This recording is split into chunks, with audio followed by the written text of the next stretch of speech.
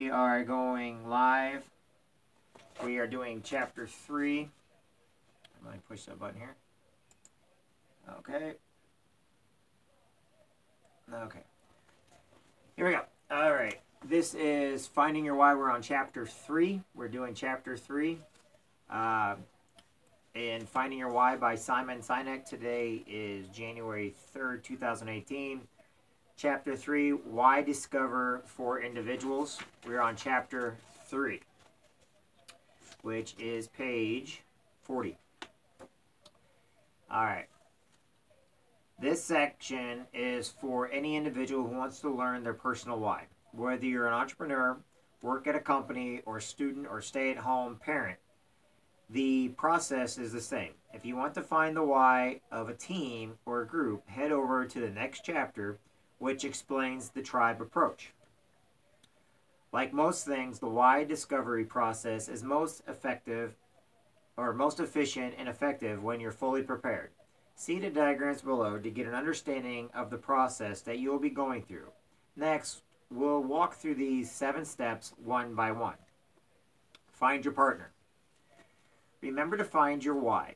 You need to pan for gold in the river of your past, recalling stories of your life and career from which your significant themes can emerge. Only you can retrieve those stories from the memory, but when it comes to interpreting them, a second set of eyes and ears, a partner, is invaluable.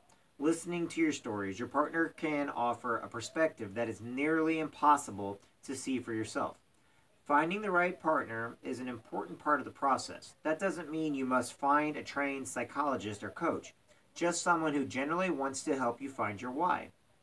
The partner section on page 43 will teach them how to do the rest.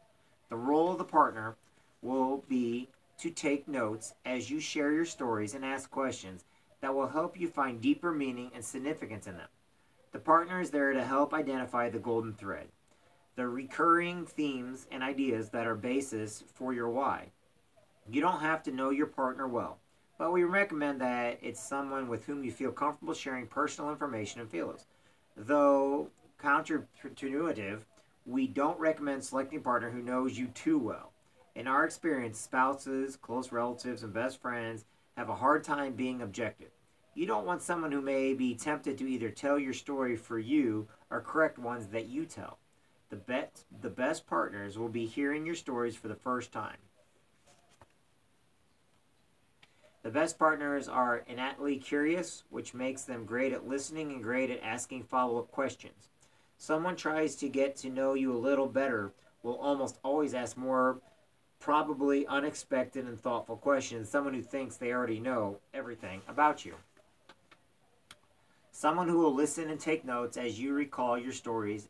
Again, there are someone who generally wants to help you discover your why. Get your partner up to speed. Once the person you've chosen has accepted your invitation to help, we highly recommend that you start by showing them Simon's talk so they can understand the basic concept of the golden circle. To support your partner, we've included the video and the content from the partner selection below online. Have your partner read this section before you get started so they can prepare their role and response. Partner section. Welcome. Thank you for agreeing to help someone discover and begin to articulate their why, the purpose, cause, or belief that drives them. For us, Peter and David, helping someone find their why is one of the most inspiring things we do in our jobs. We love the opportunity to partner with someone and see them light up when they are finally able to put their why into terms. Even though we've done hundreds of these, it's always inspiring. Now you get to be partnered. We'd be lying if we said we weren't a little jealous. So have fun and enjoy the gift you're about to give someone. At the end of your time together, the goal is to have a draft version of their why statement in hand. They will serve as a filter for the decisions they make so they can find as much joy and fulfillment in their work and career as possible. This section is designed to give you the tips and tools you need to support them. Don't worry, you don't need to be a therapist or coach to be a great partner. You just need to have a desire to help your companion find their why. We'll be here to guide you step by step through the process. In Appendix 2 of this book on page 227, we've also included a summary of all the tips and questions you'll need so that you don't have to refer back to the chapter during the why discovery process. At its core, the why is an origin story. Who we are is the sum total of all the experience we've had growing up, the lessons we've learned, the teachers we had, and the things we did.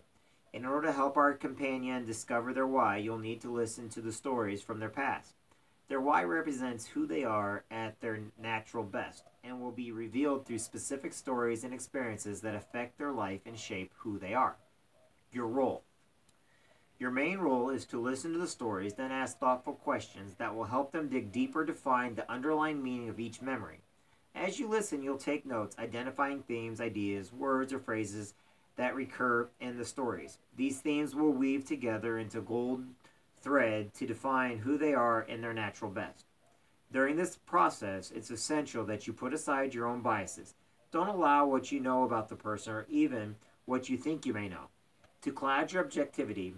What's most important is that you be fully present, meaning you will avoid distractions and stay completely focused on the task at hand. The why discovery process is not a therapy session or a mentoring moment. It's not a time for you to offer your opinion or advice or to solve problems. Your job is to be an active listener. How to be an active listener.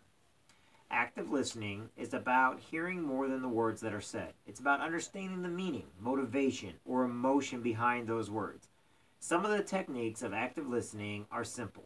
Make eye contact, acknowledge verbal and nonverbal what the other person says, e.g., offer affirmations like go on or nod your head as you understand things. Invite them to say more about what happened or how they feel about it. Pay particular attention to nonverbal cues, facial expressions, body language, and even long pauses. All serve as clues to how the story makes them feel. The stories you will hear are some of the most meaningful of their life, and they may evoke strong feelings, pride, love, fulfillment, fear, belonging, loneliness. All these and more might show up in different ways. Some people get more animated as their hands more, sit on the edge of their seats, raise their voice. Others may get choked up or become soft-spoken and reflective. You won't be able to write down everything they say. However, be sure to take notes on what they are saying when you see a visual or emotional cue. These may be important details as you start to find the common thread later on. How to dig deeper. How to dig deeper. We often find that people begin their stories with straightforward facts. What happened, when it happened, and who was there. It's what we naturally do when we tell stories. While these details are important to set context to what will be shared, next, they won't help you get to the why, because the why is connected to feelings. Sharing feelings is a very important part of the process. The goal is to help them express the feeling and emotions they felt at the time. It's really hard to connect with a feeling when we speak in generalities. We can't stress enough that the stories your companion shares need to be very specific. For example, they might at first say, I used to visit my grandparents every summer during school break. It was a lot of fun. As a partner, you won't get much juice from that. You want the person to connect with a specific summer, specific event, or interaction. If the first pass of the story is unemotional, try digging deeper with something like, of all the summers you spent with your grandparents, tell me about the one that stands out the most. The goal is that they actually get specific, which might sound something like, I remember the summer when I was 13. I just had my birthday and I was officially a teenager. I felt really grown up and wanted to do grown-up things. I remember working in the yard with my grandpa. He let me use the lawnmower and I felt like he trusted me with something important. It gave me a sense of confidence. There's a lot more to explore in that version of the story. Partner tip. If you notice that your companion starts speaking in generalities or responds with general story when you're asked for something specific, don't let them off the hook just to be nice. It will make it more difficult to find their why and much more difficult to tie their themes back to their stories, which is really important. Remember, the why is not who we are aspired to be. It's who we truly are. The stories are tangible, proof of who they truly are. If they tell you right off the bat how the experience made them feel, don't take what they say at face value. Ask clarifying questions. Often the expression of feeling indicate an underlying and significant lesson or particular relationship that embodies who they truly are today. If emotions are the proverbial smoke, the underlying meaning is the fire, and where there is smoke, there is fire. It's your job to ask the following questions until you uncover the reasons. This specific story is significant. Here are a few questions that may come in handy. You can find a summary of all the tips and questions in Appendix 2 on page 227. How did it make you feel? Bullet point, how did it make you feel? Bullet point, what is it about this experience that you absolutely loved? Bullet point, you've probably felt this same feeling before. What is it about this story that makes it special? E.j., if they say they felt proud, you can ask them what about the pride was different from other times they felt it. Bullet point, how did this experience affect you and who you become? Bullet point, what was the lessons from that experience that you still carry with you today? Bullet point, of all the stories you could have shared with me, what makes this specific one so special that you chose to tell it? Bullet point, if someone else features prominently in the story, ask them how that person made a difference in their lives or what they loved or admired about the person. You'll know you're getting somewhere when they begin talking less about what happened and more about how they felt about what happened. It might sound something like, it just really filled me up to be part of it, or it was pretty disappointing to know that I let my parents down. Statements like these are where you want to start digging. For example, what do they mean by filled up or disappointed? You may assume you know, but their definition may be different from yours. So ask a question that will elicit more specifics, such as, bullet point, tell me what you meant when you said, it really filled me up. Bullet point, you probably felt disappointed before. Describe how this particular feeling of disappointment was so different that it still comes to mind all these years later. You may hear stories that are not particularly warm or happy. That's normal. There is lots to learn about someone from their positive and negative experience. Your job as the partner is to help see the lessons or even the silver linings in those difficult moments too. For example, we did a why discovery with someone who, when asked about a happy experience from her childhood, replied that she had a horrible childhood. She then went on to recount stories of an extremely physical or abusive father. What we heard, however, was that in every story, she always mentioned how she protected her sister from her father. She never realized that pattern existed. As soon as we pointed out the silver lining, the positive glimmer in such a dark experience, she immediately started crying. She is who she is today because she's learned to protect those who could not protect themselves. Happy memories and sad memories, tales of opportunity and hardship, all offer a chance to learn about who someone is and how they became who they are. All roads lead to why. The better you capture the theme of how they felt, the easier it will be to put together the why statement that feels really authentic to them. In addition to the reoccurring theme that you'll listen in each story, there are two other main components to look for: contribution and impact. These are the building blocks of the final why statement. The contribution the person makes to the lives of others, and the impact of the contribution over time. Rewrite it in this format. So that. The contribution is the first blank, and the impact is the second blank. For example, Simon Sinek, the author of Start With Why, expresses his own why in these words: to inspire people to do the things that inspire them so that, together, we can change our world. Simon's contributions is what he actively does for others, seeking to inspire them. And the impact is what happens when the contribution is made. A lot of people working together to change our world. With that in mind, do what you can to find out what other companion is giving someone else or receiving in each story. The contribution, and what difference it may have made to them or others. The impact. You'll begin to see a pattern that will help you understand the contribution and impact of their why. There is almost always some sort of emotional cue, verbal or nonverbal, when they touch on one or both of these themes. Some tips for asking great questions. Ask open-ended questions. The best questions are those that can be answered with a yes or a no.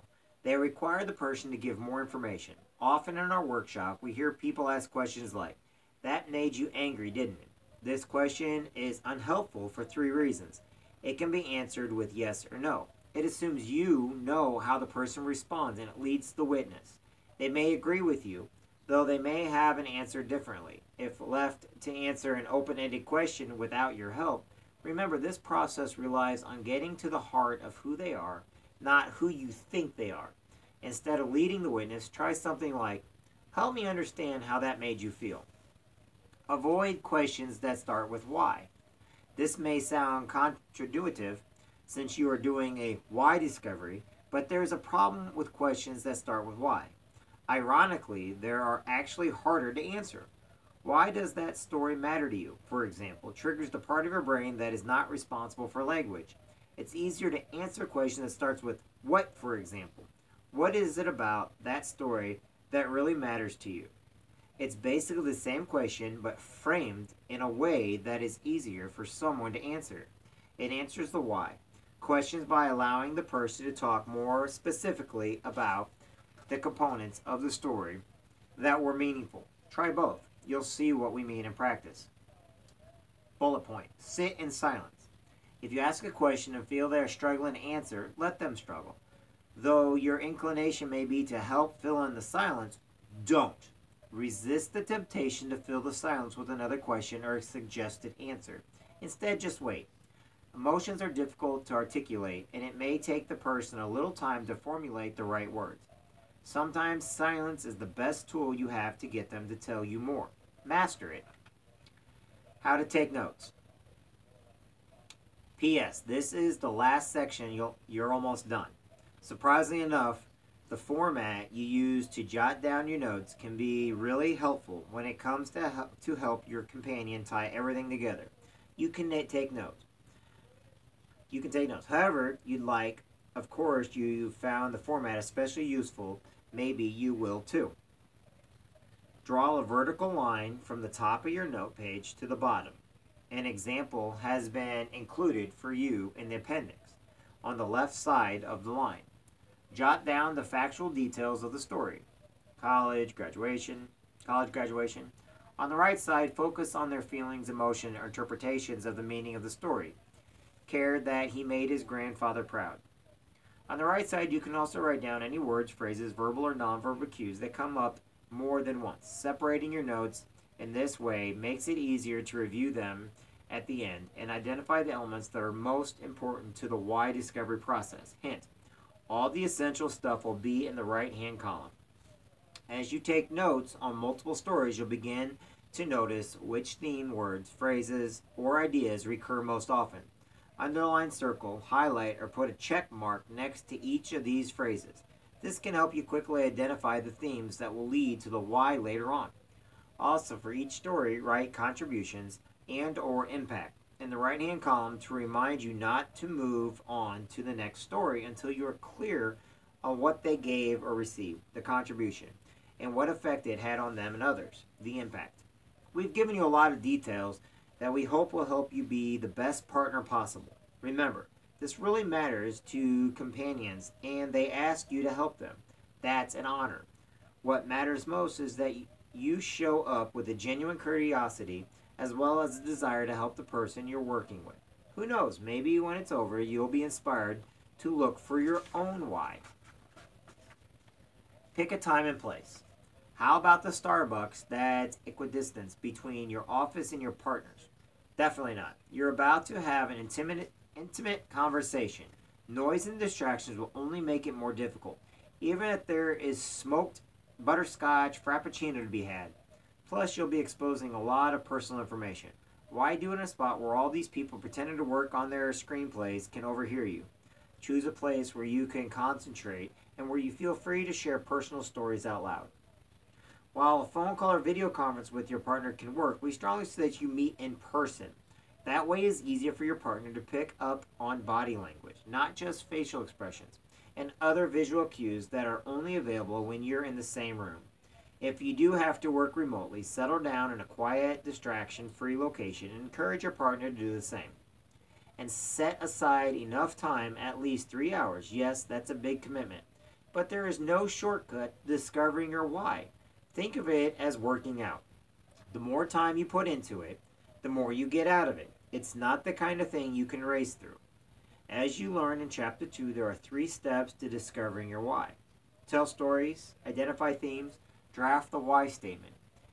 It works best when you complete all 3 steps in one sitting. If you stop after 2 or 3 stories, for example, and try to resume a few days later, you'll have to get into storytelling mode all over again.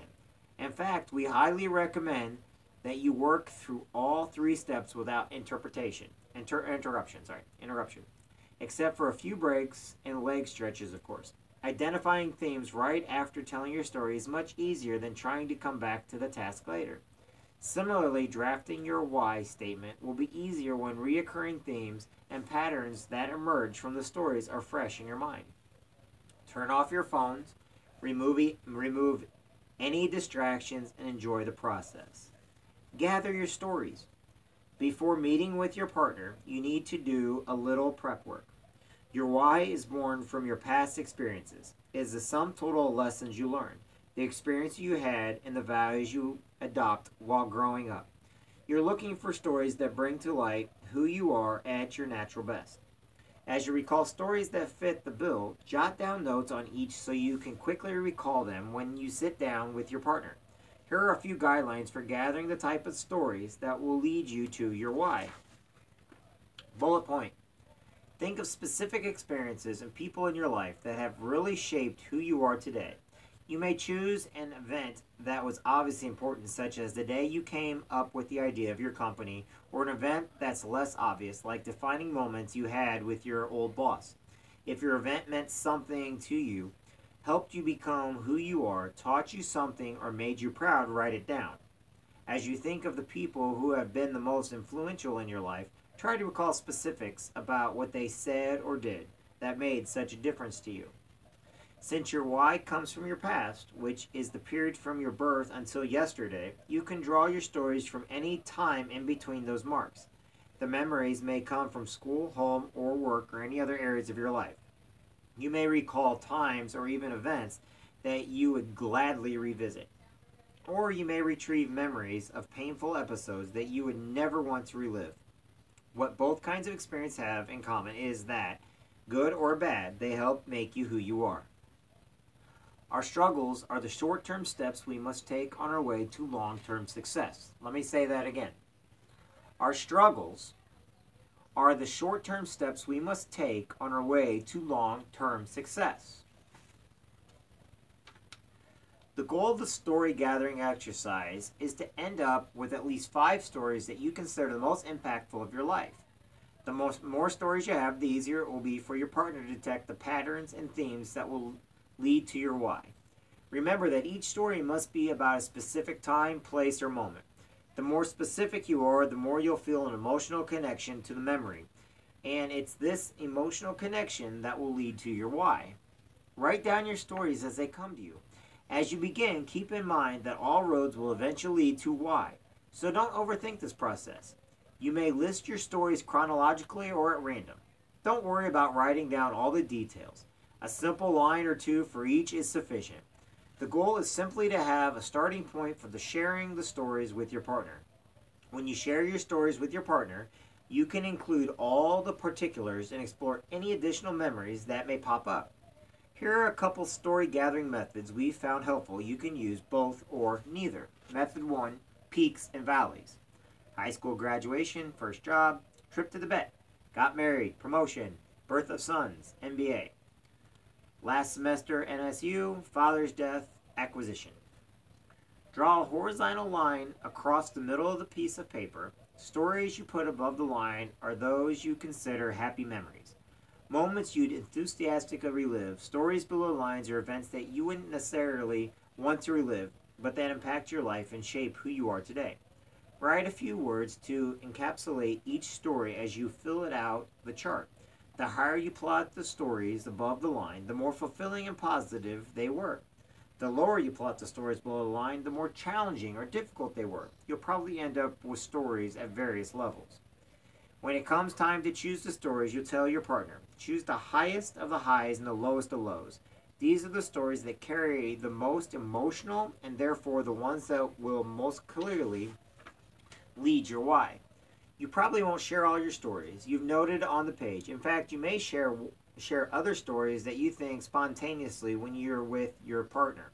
It's all good. The exercise is just a starting point to get the juices flowing. Method 2, the memory prompt. If you have a hard time picking stories out of thin air, this method may be for you. Just read the prompts below and see what memories they spark.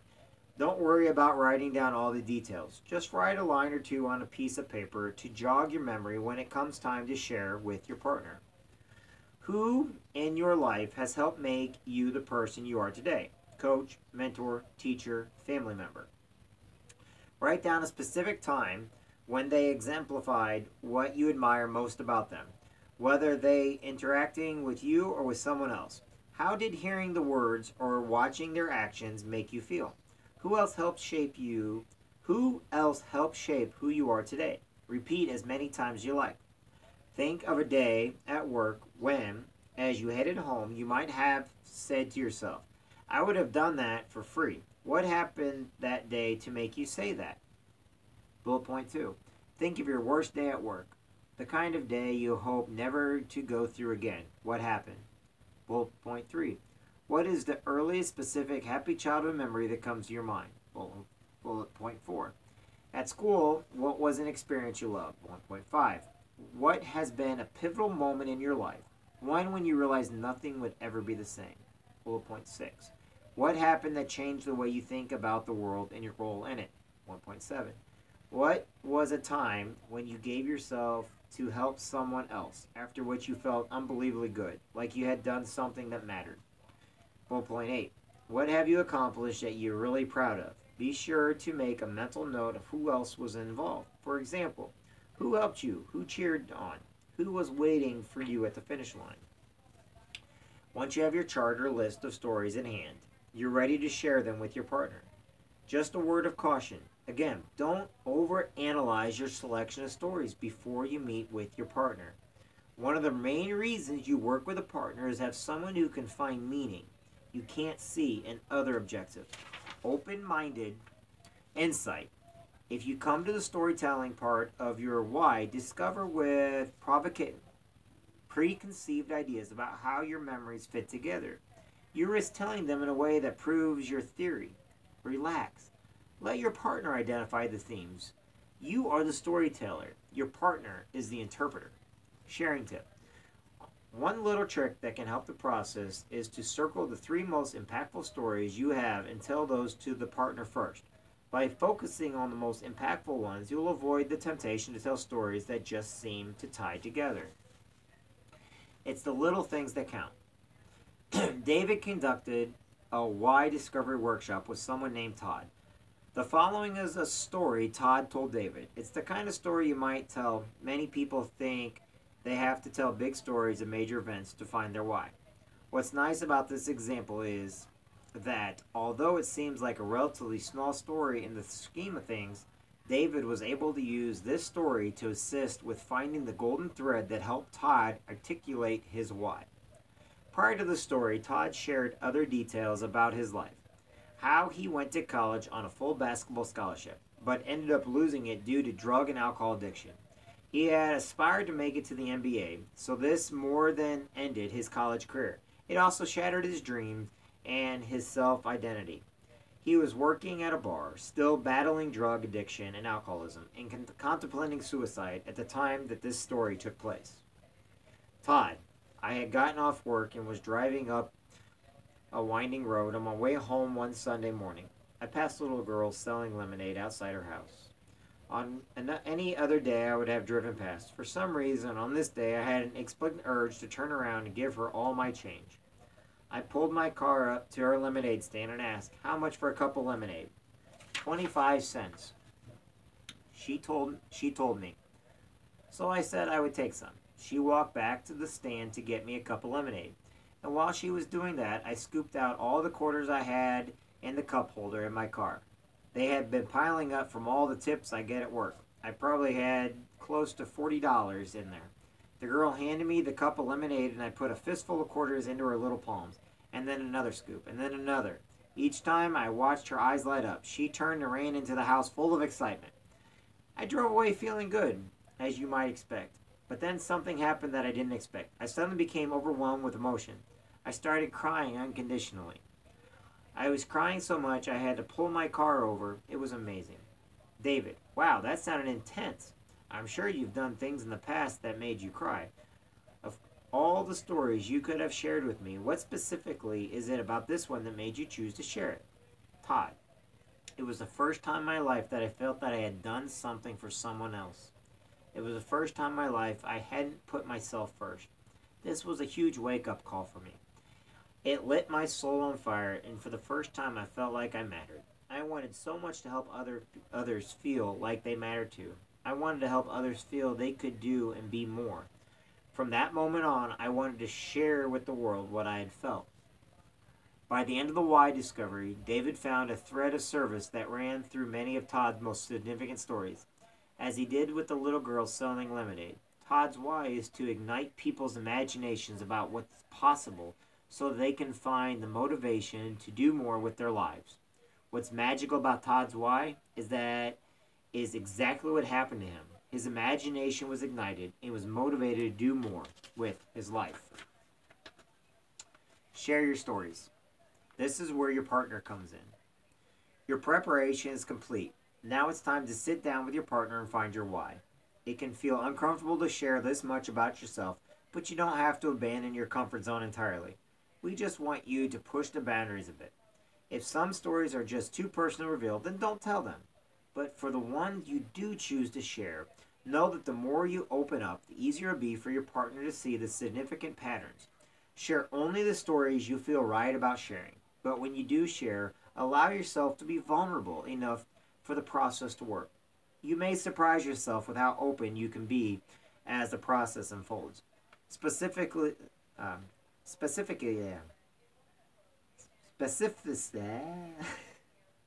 is the key to process.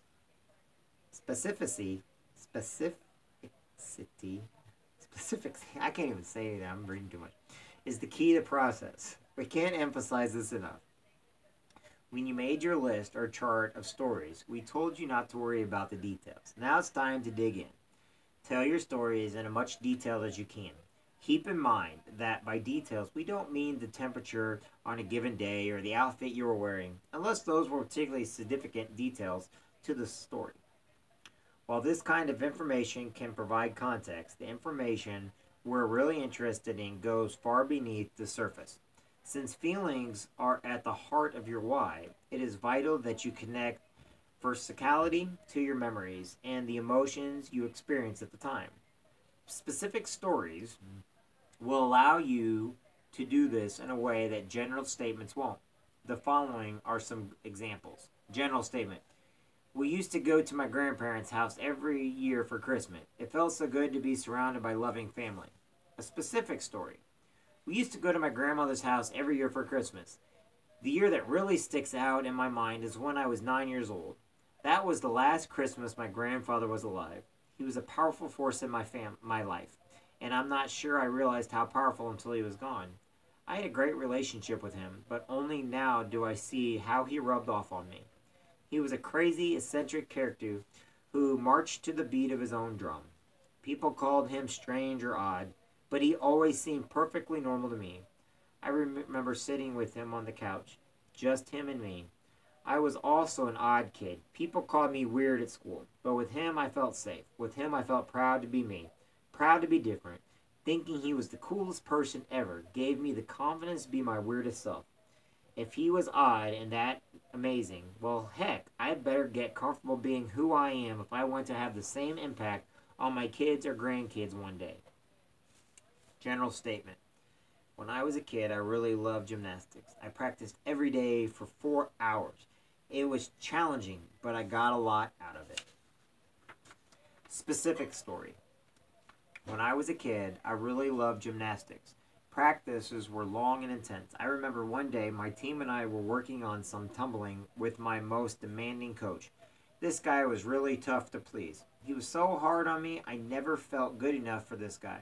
Sometimes I felt he had it out for me, that he was harder on me than the others. No matter how hard I worked, it was never enough. Tumbling, especially aerial, worked like twisting, flips, wasn't my strong suit, but I kept at it because I was determined to prove to this guy that I was good enough. And then it happened. I remembered it like it was yesterday. I remembered after one run I took, my coach kneeled down next to me and said to the rest of the team, "That's how it should be done." I never felt prouder. I realized at that point he was harder on me not because he didn't like me, but because he believed in me. He pushed me because he knew I had the work ethic and he knew I had it in me. Instead of telling me, he wanted me to learn that I had it in me. I realized at the moment that discipline and hard work, which were ingrained in me at home, were really important. I think that's when I really learned about grit. I still get chills thinking about that day.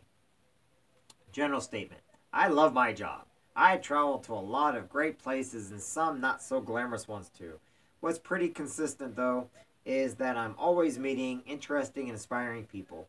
The pay isn't bad either. Specific story: I love my job. I get to go to some wonderful places, but even when my destination isn't glamorous, some of the most inspiring things happen. I remember a specific time when I went to a city that I wasn't looking forward to visiting. It was a small rural community, and I thought, well, win some, lose some.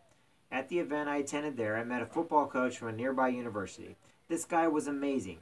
As we talked, he shared the most wonderful story about how he does things differently.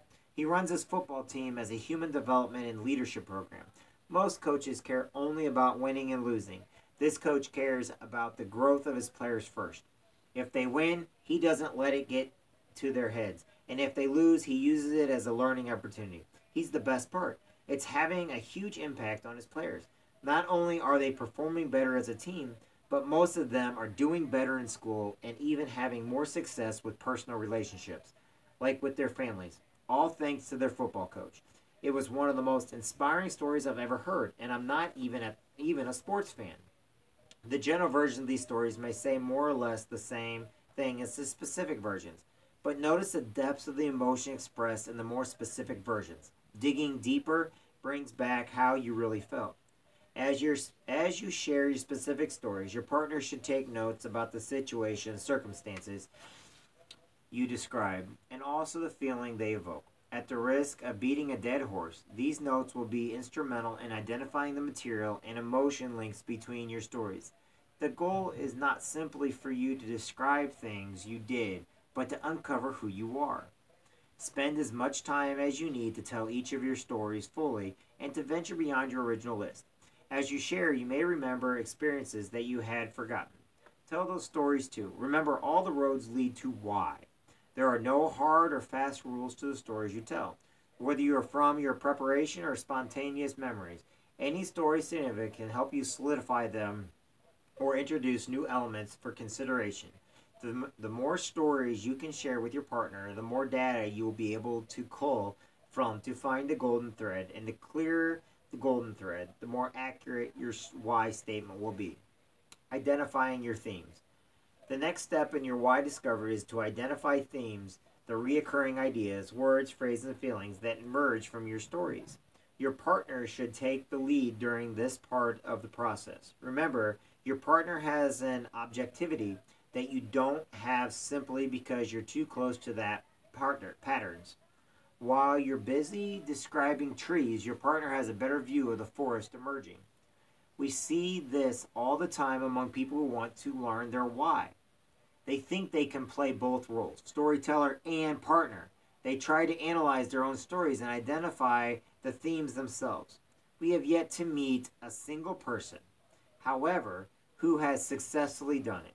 But we've met plenty who claim they did it, and then they showed us why statements that was about their business or their family or some goal they wanted to reach.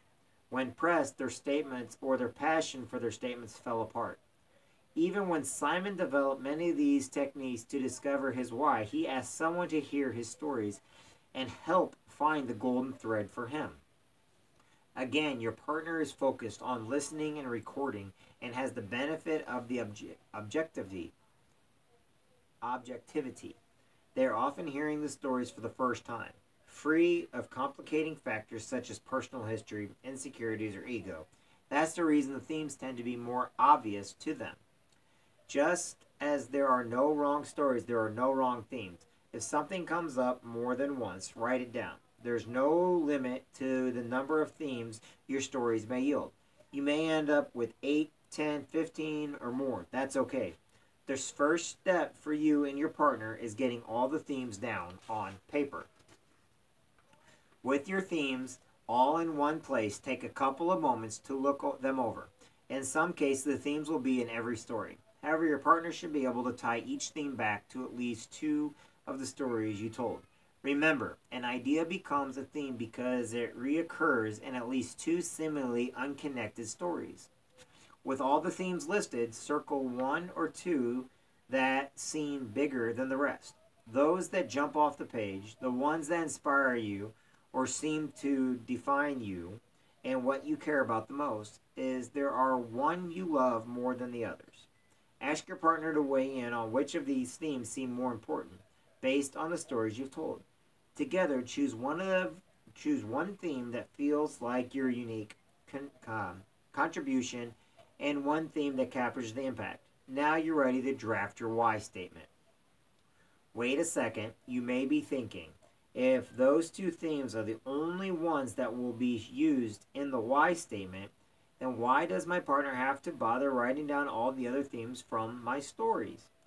And what if I really love themes that didn't end up in my why statement? Do I have to just throw them away? Don't worry, there's an important reason your partner writes down all your themes, and no, they don't get thrown away. As we'll see in a later chapter, these themes will become your hows. Draft your why. Once you identify your overarching themes, it's time to turn them into a draft of your why statement.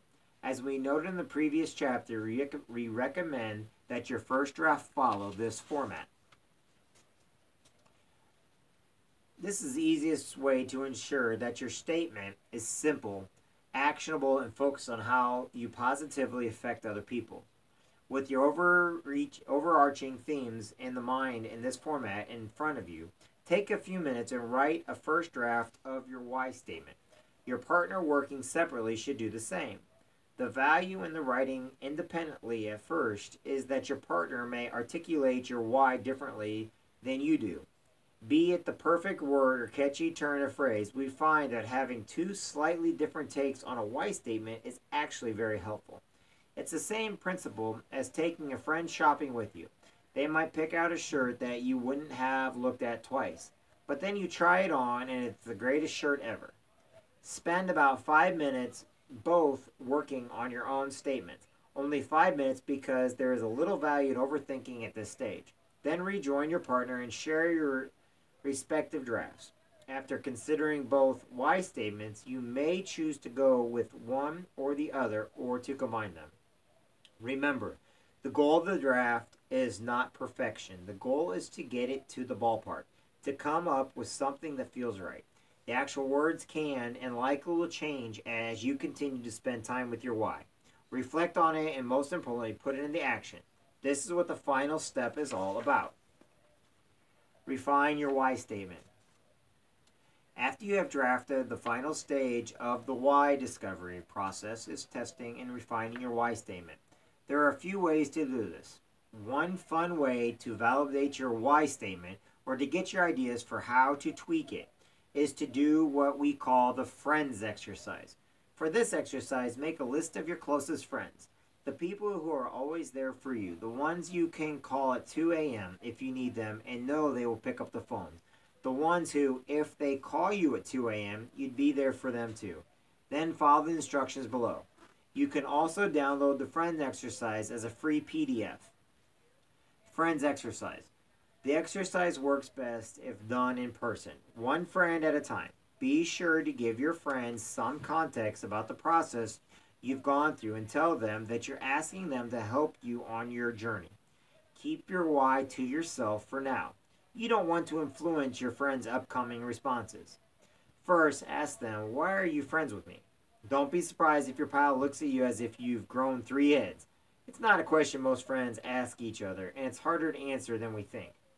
Friendships are rooted in feelings, and, as we know, feelings are difficult to put into words.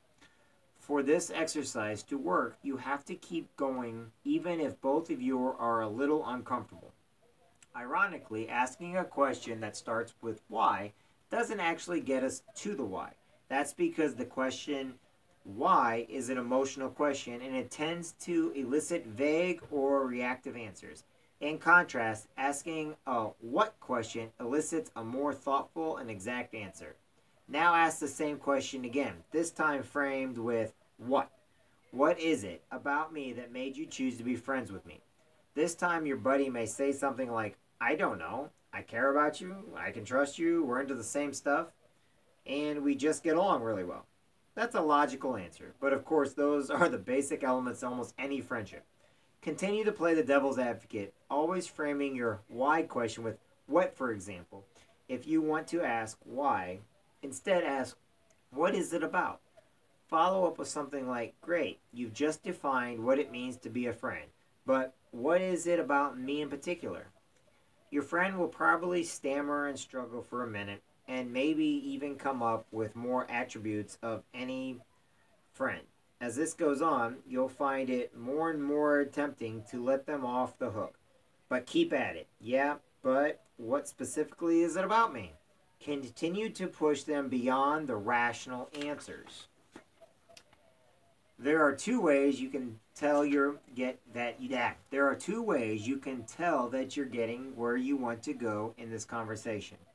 The first is when your friend goes quiet and starts staring at the floor or ceiling, seemingly at a total loss of words. What's actually happening is they are connecting with their feelings for you and struggling to put them into words. If you attempt to fill the silence by throwing out another question or comment, you'll interrupt this very important process. Instead, let your friend sit in the silence and work through it. Let's say you're doing this with one of your friends. At some point, your friend will move on from generalities such as, we have the same sense of humor, to something specific such as, you really make me laugh, which is fun, but which also makes me realize that we see the world the same way. When I tell you what my boss said last week, and you make a joke about it, I not only laugh, but I also feel reassured that my boss is the crazy one, not me. And that brings up the second thing to watch for, which is a distinct shift in your friend's focus. At some point, they will stop describing you and seemingly start describing themselves. In the example above, when your friend says, I feel reassured that my boss is the crazy one, they are not talking about your personality, but about how you make them feel and the difference you make to them. In other words, your friend is articulating your unique contribution to their life. And you've gone deep enough when we have an emotional response to whatever they say. You may get goosebumps or get choked up. That's because they have put into words the true value you have in their life. They have stated your why in their own words. And because the why exists in the part of the brain that controls emotions and not language, you have an emotional response. This is an important turning point. It's a wonderful way to see how you've been living your why without even realizing it. Chances are the themes and patterns that emerge from the friends exercise will be similar to, if not exactly like, those you and your partner uncovered during the why discovery process. But maybe your friend used a word or phrase in talking about you that you like better. If it feels right, go ahead and incorporate those words into your why statement.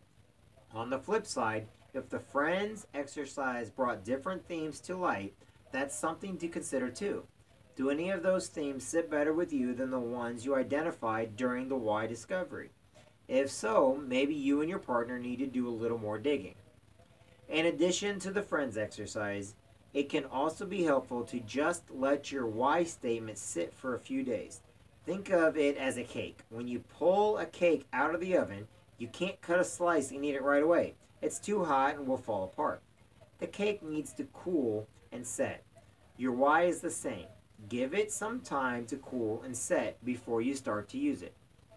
Often the first draft of the why statement sounds a bit generic. While you are sitting with your why, try and unpack the words to find a language that is more authentic to you. The more completely captured your feelings, we sometimes play a little game with people and ask them if they like the words in their why statement enough to have them tattooed on their body. If the answer is no, then you haven't found the words you love and relate to yet.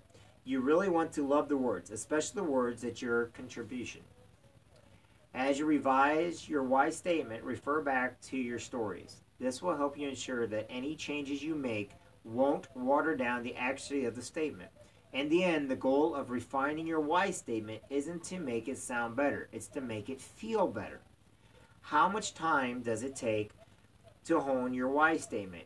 We really can't say because it's different for everyone. Finding the perfect words for your why could take weeks or months. You may go through one iteration or a dozen. That's proven true even for members of the Start With Your Why team. Take David, for example. David's why statement used to read, to propel positive change so that people can live a more fulfilled life. This statement was in the ballpark, but the phrase fulfilled life didn't feel exactly right to David. It was too broad, and it seemed to him somewhat cliche. So he spent some time digging deeper. He had to answer the question, when I propel positive change, what am I actually doing? And while I'm at it, what does fulfilled life mean? He lived with this why statement, and I practiced saying it and implementing it. And at the time, making a little tweaks until this got to something that felt even more like himself than previous versions. The answer resulted in a revision of the original why statement to propel people forward so that they can make their mark on the world. When David realized, when he thought more deeply about his word choice, was that for him to propel people to live a fulfilled life meant helping them be a little better than they were the day before so they can have a greater positive impact on others. And that specific definition of fulfillment is spelled out clearly in the second version. That's why David's current why statement is stronger than the first, because it is both precise and more personal.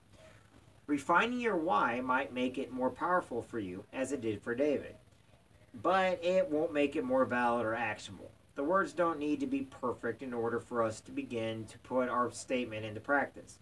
As a former Secretary of State, Colin Powell said, I can make a decision with 30% of the information. Anything more than 80% is too much.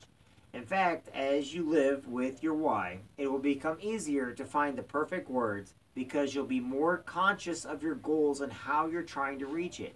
So take some time to sit with your why statement, but don't sit for too long. The reason to find your why is so that you can act on it. We envision a world where everyone knows their why. Well, we know that reading a book is not the only way or even the ideal way for some to discover their why. As we are dedicated to having a golden circle on every desk, we've created multiple ways to find your why. Our team conducts live events and workshops, and we have resources available online. Learn more and find the tools inspired at. All right, that was chapter 3. Chapter 4, which we're going tomorrow, is why discovery for groups. Part 1, the tribe of approach. So we'll stand there. All right, everybody. Thank you very much for joining us today. Appreciate all of you. Okay. Okay.